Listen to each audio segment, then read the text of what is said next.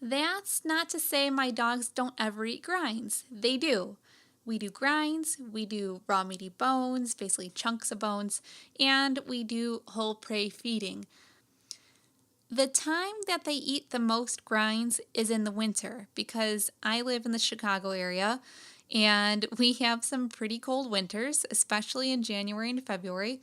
And I like feeding my dogs outside if they're going to eat some raw meaty bones or whole prey. And in those months, it's too cold. It's simply too cold, especially to go outside. So they get their grinds inside, and if we have a day with better weather, we certainly take advantage of it, and they get outside and get to enjoy some raw meaty bones. So you'll have to decide what works best for you in your situation. So just note with raw feeding, there is a lot of variety. There are a lot of different ways you can do it. You can do grinds, you can do raw meaty bones, and you could do whole prey.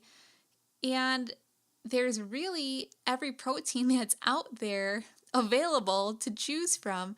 It allows a great variety of options to find what works for you and your dog or cat.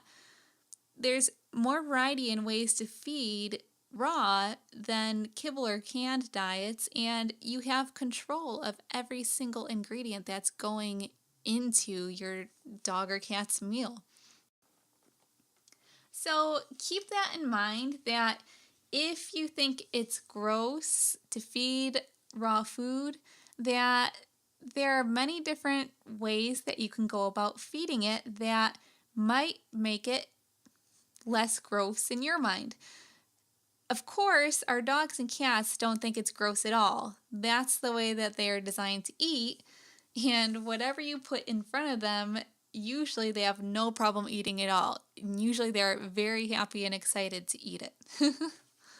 Hopefully, if you had one of those preconceived ideas in your head about raw feeding, that my explanations about those two reasons will help you move on, and I figured it's better to do that from the start.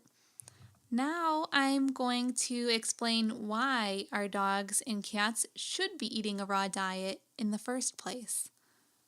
Every species has its unique needs based on its anatomy and physiology. By studying the anatomy and physiology of a particular species, we can determine what types of food a species needs to thrive.